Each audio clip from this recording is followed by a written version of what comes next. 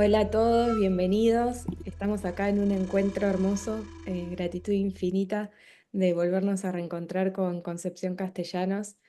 Siempre nos abre el corazón cuando nos conectamos y muchos de los que me siguen a mí en mis redes, bueno, cuando venís como invitada, siempre elogios y buenas conexiones. Aunque solo transmitamos desde la palabra, siempre llegan buenos mensajes o qué lindo las sincronías, ¿no? De lo que a veces estamos compartiendo versus lo que cada uno está habitando en su propia casa, ¿no? Así que muy hermoso. Y el día de hoy, para poder reencontrarnos, pero de manera física, en un lugar muy, muy, muy, muy hermoso, que es Perú, Concepción nos va a compartir sobre este viaje con propósito. Digo con propósito porque son estos viajes que realmente nos llevan a reencontrarnos con la información del lugar en muchos niveles.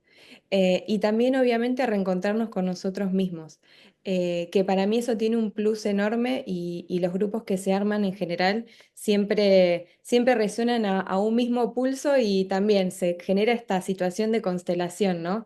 Así que bueno, bienvenida Concepción, y nos encantaría saber sobre este viaje hermoso. Hola, Caro. Sí, qué gusto me da a mí también estar de nuevo aquí contigo en este espacio en el que nos encontramos a pesar de la distancia. Siempre es un gusto compartir contigo. Y pues sí, tenemos las dos acá este mágico, maravilloso, precioso, espectacular lugar que es Perú, para hablar un poco de lo que queremos hacer. Queremos regresar. Bueno, yo estuve en el 2023 con un grupo. Y al regresar fue que yo no sabía, ¿no? Me cuestionaba si quería o no volver, porque pues el mundo es tan grande que luego quieres ir a otro lugar, no regresar al mismo. Pero fue muy, muy pronto que dije, por supuesto que quiero regresar, claro que quiero regresar, pero después de estudiar lo que me quedé con dudas al volver. Al estar ahí en esos lugares maravillosos, majestuosos, esos lugares megalíticos, como todos, Sacsayhuamán, Machu Picchu, Ollantaytambo, todos esos lugares. Siempre me pasa cuando he viajado a Egipto y a otros lugares, a México también incluso, que los guías te cuentan una historia y dentro de mí algo dice, no, eso no es cierto, eso no es la verdad, por ahí no va la historia. Esa es la versión oficial que les dicen a los guías que tienen que decir. Y cuando tengo la oportunidad de preguntarles, por ejemplo, acá en México hay una zona arqueológica maya que se llama Yaxchilán, en el estado de Chiapas, en la costa con Guatemala, que ahí te llevan, no, Bonampak es otra, Yaxchilán es esa, pero Bonampak es otra que te llevan los lacandones, la tienen ellos y ellos son los que te acompañan. El lacandón que nos dio la explicación le dije, por favor no me des la explicación que te dicen que digas, dime lo que tú quieras decir, lo que tus abuelos te contaron, no quiero saber lo que tú piensas de verdad, no la versión oficial, y pues es otra, ¿no? Es otra versión diferente. Entonces, al regresar, dije, quiero saber más de este y estos lugares, pero este en particular.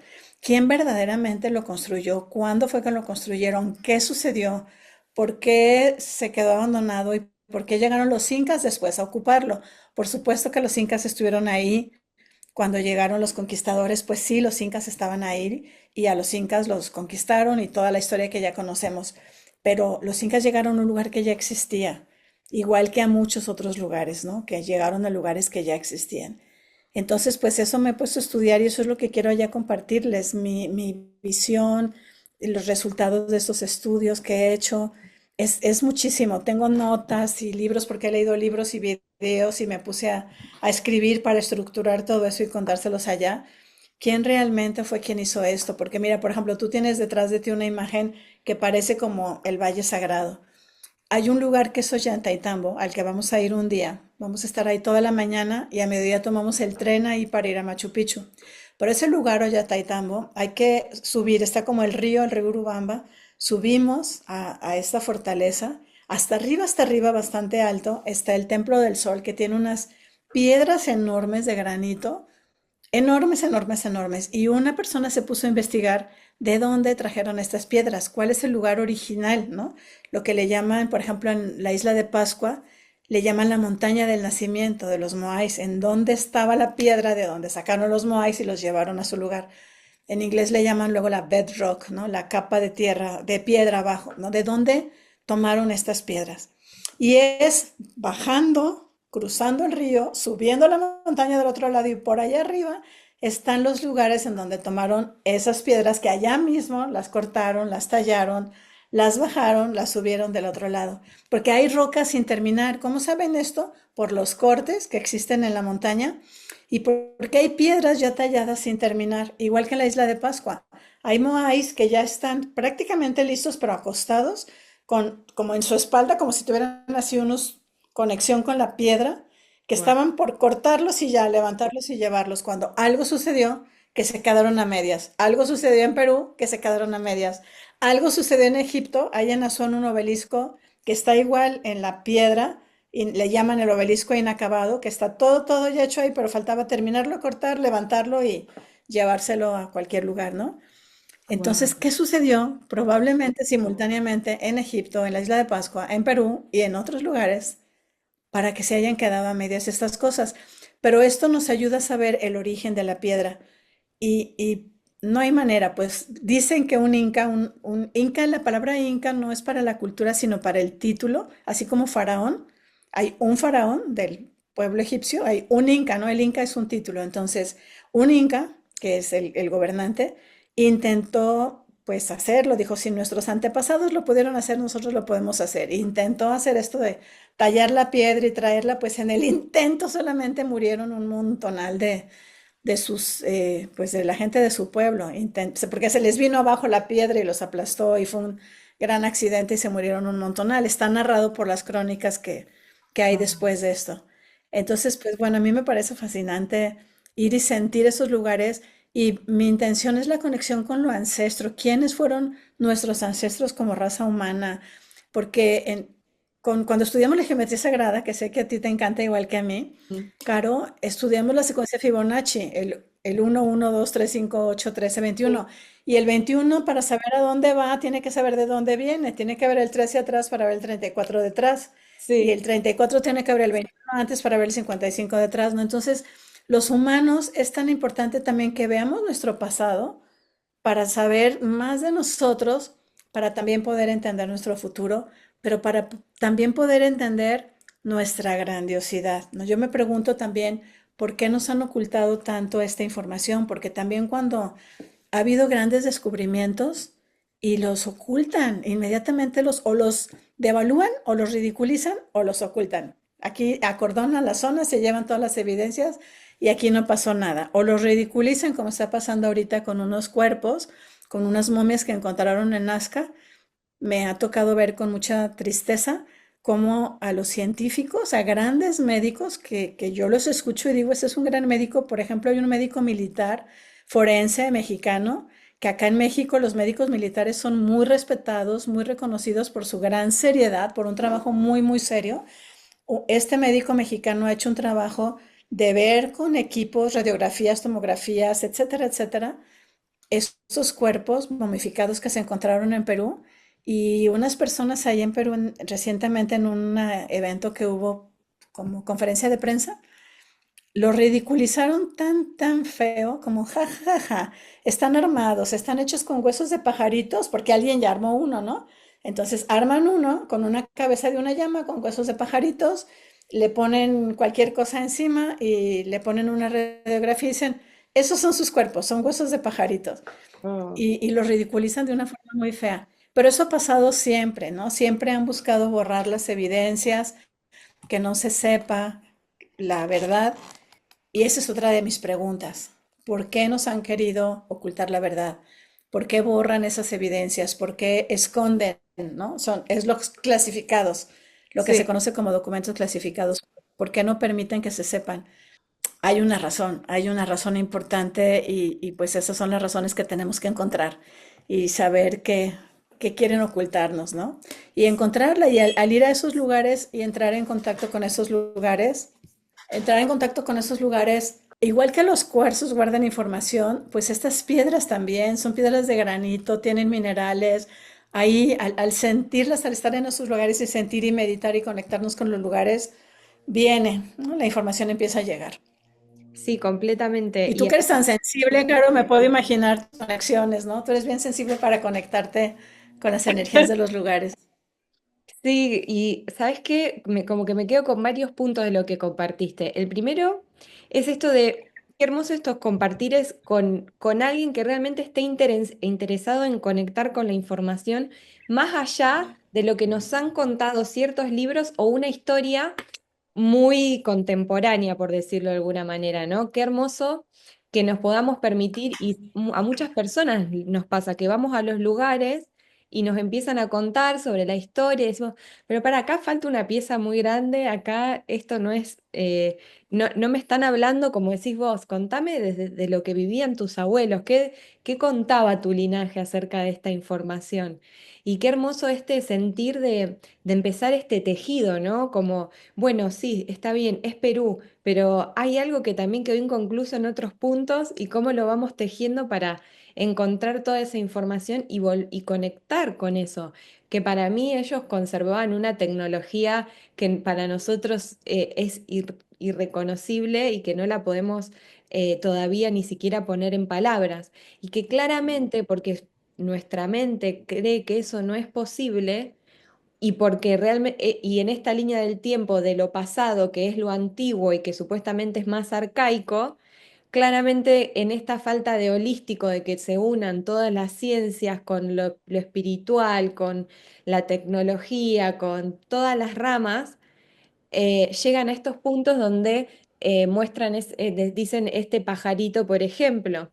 Pero yo también siento que estamos todos tratando de abrir los ojos y en ese abrir los ojos toda esa información nos empieza a pulsar de alguna manera, así como habíamos hablado, la Tierra nos está llamando para que conectemos, ¿no? Y que nos demos cuenta que eso que creíamos que era la Tierra de alguna manera es mucho más grande y realmente es ese universo multidimensional que hablamos, que es llegar a ese lugar y que podés realmente hablar con las piedras si querés, y que en esta compañía y en este grupo que vamos todos con una intención parecida, aunque nos movamos de diferentes partes del mundo para reencontrarnos en ese punto en particular. Primero está hablando de que algo nos llamó a todos más allá de lo que vivamos en nuestro cotidiano, y que existe ese pulso del compartir y decir, bueno, a ver, estamos acá, queremos recibir esa información y empezar con ese tejido y empezar a aclarar, ¿no? Toda esa información que muchos sentimos como ese llamado, ¿no? De que ahí hay un gran tesoro. Sí, totalmente. Y pues es bien interesante porque este llamado yo creo que tiene muchísimos años en la humanidad, muchísimos años de que la gente sentimos el llamado a ir a estos lugares arqueológicos. Yo hace muchísimos años, ¿no? Que empecé a ir acá primero a México, a los lugares mayas y a los lugares Teotihuacán y bueno, la mayoría, muchísimos de los lugares en México ya los he visitado. Pero cada vez se llega como una capa más profunda, como que la información está ahí toda, pero la vas leyendo por capas según el nivel de conciencia en el que nos vamos encontrando. Entonces, un día noto una cosa, pero otro día noto otra y otro, como cuando ves una película la segunda vez, que ves más detalles que no habías visto, pues igual nosotros, ¿no? Al estar con otra conciencia más expandida, podemos ver más cosas en estos lugares, sentir a nivel de energía, a nivel de vibración con la gente o encontrarnos esas coincidencias que no son coincidencias. ¿Por qué la coincidencia de encontrarme justamente con la persona que es la que me va a dar la información, ¿no? O el momento. El momento, recuerdo en Guatemala una vez estábamos en un viaje que hicimos con los mayas de Guatemala y con un abuelito Hopi y otros arahuacos y Hopis y Cogis de Colombia, un peregrinaje que hicimos, pero fue un momento muy particular que estaba en un lugar en el viaje y coincidió que me encontré con don Alejandro Cirilo, el abuelito maya, el más ancianito y más sabio y respetado, y empezó a contarme unas cosas, así nomás, no me acuerdo si teníamos algún documento, algún documento maya, alguna imagen o algo, y empezó a contarme y contarme y contarme cosas de sus abuelos y lo que le habían dicho, Y a veces me dicen cosas igual el abuelito Hopi me contó muchas cosas, me decía, pero eso es secreto, eso no se lo decimos a nadie, pero te lo digo a ti porque siento que te lo tengo que decir a ti. Pero estos son secretos que tenemos nosotros que no compartimos. Entonces, Wow. cuando se sienten ellos en un ambiente de confianza, que no somos los turistas que queremos, no sé, sacar la información de una forma que a ellos no les gusta, ellos se sienten invadidos, se sienten, no sé, no se sienten cómodos con los turistas regulares. Sin embargo, algo hay con la gente que vamos con esta otra energía y con esta otra actitud como de más humildad, que se abren, nos cuentan, nos comparten, nos dan, se sienten que somos diferentes, pues. Ujú, completamente. Y Y esto eso que es muy traes hermoso, muy, muy de hermoso poderlo recibir.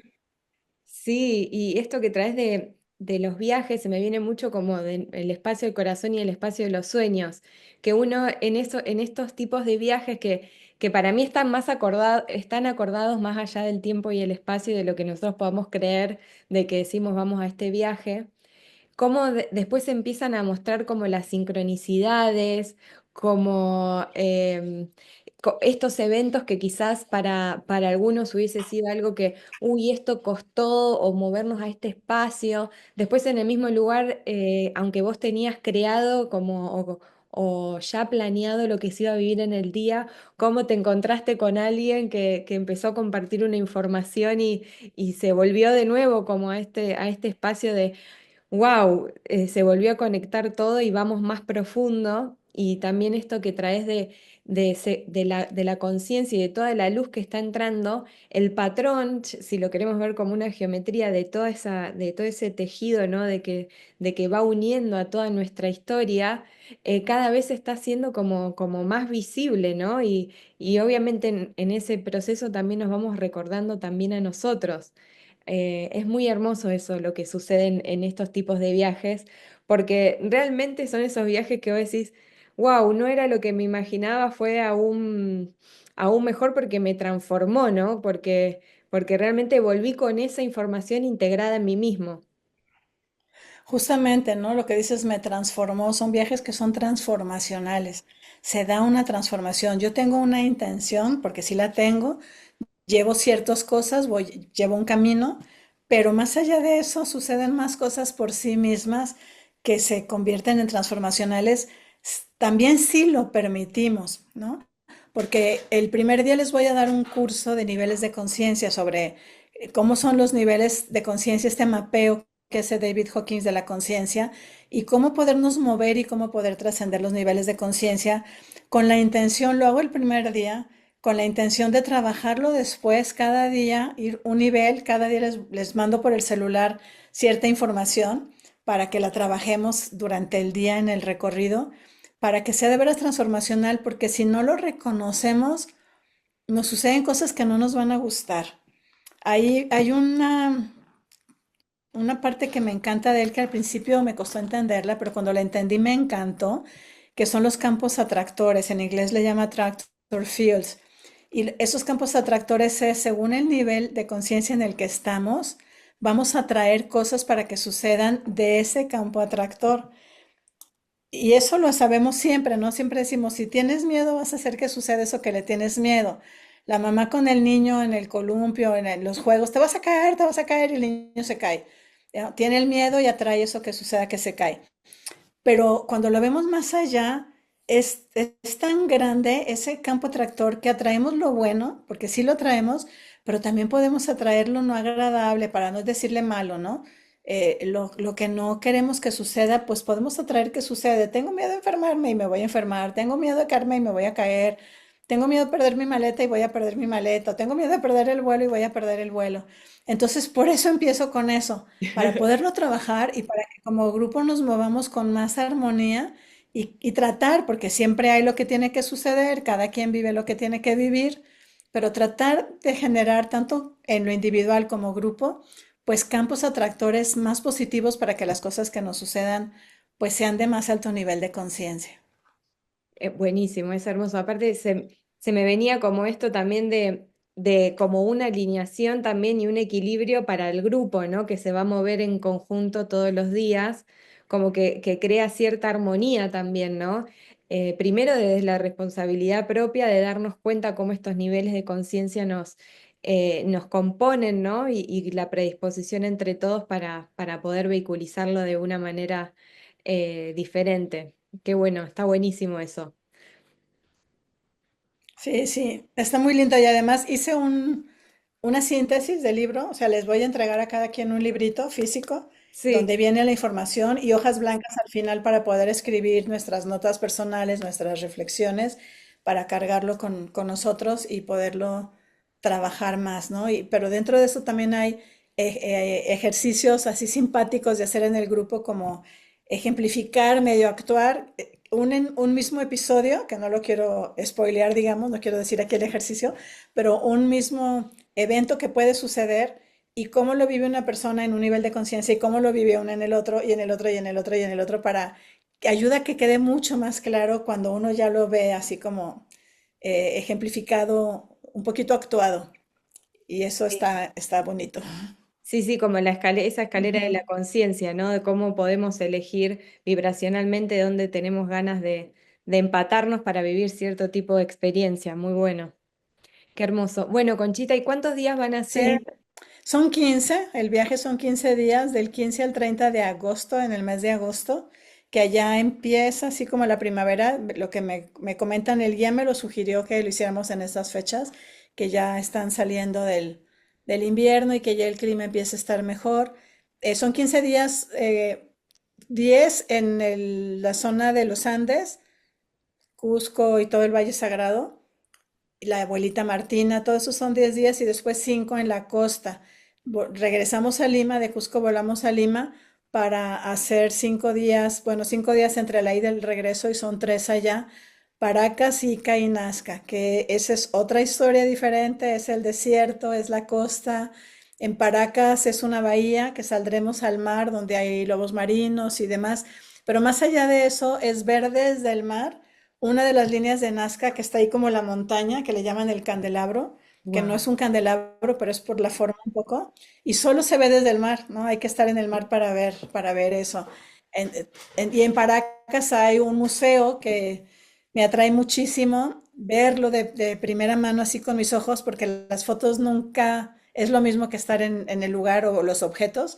El Museo de Paracas es el que tiene estos cráneos alargados que Ah, encontraron muchísimos por esa zona, sí, algunos con el cabello, con cabello pelirrojo. ¿Quiénes eran estos seres, porque no sé si llamarlos humanos o eran otra raza, que tenían el cabello rojo, que tenían estos cráneos alargados, que vivieron ahí? Los wow. vamos a ver con nuestros ojos porque ahí están en Paracas. Sí, wow, qué hermoso. De Ira. Ica tiene otras cosas que ver y pues Nazca están estas líneas que las vamos a sobrevolar, por supuesto. Y en Nazca es en donde nos vamos a encontrar con este hombre que es nativo de ahí, que tuvo un museo, pero luego lo cerró por falta de recursos para tenerlo, pero tiene piezas muy interesantes y tiene mucho conocimiento del lugar, nos va a acompañar a diferentes lugares.